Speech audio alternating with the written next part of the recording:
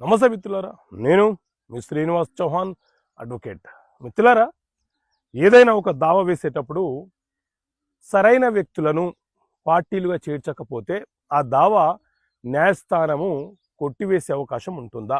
So మిత్రులారా, మన దేశంలో సివిల్ వివాదాల పరిష్కారాల కోసం సిపిసి సివిల్ ప్రొసీజర్ కోడ్ అనే చట్టం అమలు ఉన్నది.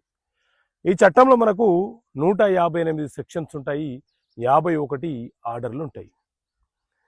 సో 51 ఆర్డర్లలోని ఆర్డర్ 1 రూల్ 9 ఏం చెప్తుంది అని అంటే, ఏదైనా ఒక వివాదము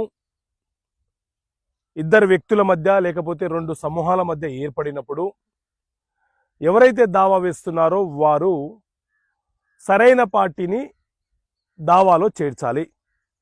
అలా చేర్చకుండా నెససరీ పార్టీని వదిలేసి వేరే ఇతర వ్యక్తులను పార్టీలుగా చేర్చిన న్యాయస్థానము ఆ దావాను కొట్టివేయరాదు, విచారణ జరపాలని చట్టం చెప్తుంది.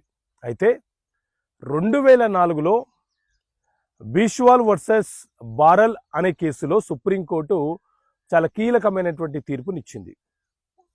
ఏదైనా ఒక దావా ఫైల్ చేసేటప్పుడు నెససరీ పార్టీస్ ఎవరి మీద అయితే కేసు వేయాలో వారి మీద కేసు ఫైల్ చేయకుండా వేరే వ్యక్తుల మీద అన్నెసెసరీ పార్టీలుగా చేర్చి కేసు ఫైల్ చేస్తే ఆ కేసు కొట్టివేయడానికి అవకాశం ఉంటుంది, కొట్టివేయవచ్చు. ఉదాహరణకు, ఒక తల్లిదండ్రులకు జన్మించినటువంటి వారసులు చాలామంది ఉన్నారు. అంటే ఒక 4 కుమారులు 2 కుమార్తెలు ఉన్నారు అనుకోండి. ఎవరైనా ఒక వారసుడు లేకపోతే ఒక కుమార్తె పార్టీషన్ సూట్ కేసు వేసేటప్పుడు ఆ తల్లిదండ్రులకు జన్మించినటువంటి పిల్లలు ఎంతమంది ఉన్నారో వాళ్ళందరినీ కూడా పార్టీలుగా చేర్చాలి.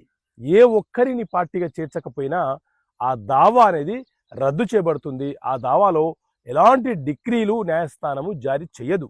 ఎందుకంటే తల్లిదండ్రులకు జన్మించినటువంటి వారసులందరూ కూడా కుమారులైనా కుమార్తెలైనా నెససరీ పార్టీస్ అవుతాయి కాబట్టి వాళ్ళందరినీ చేర్చాలి. లేకపోతే ఆ దావా అనేది కొట్టివేయబడుతుంది, అందులో డిక్రీ ఇవ్వబడదు.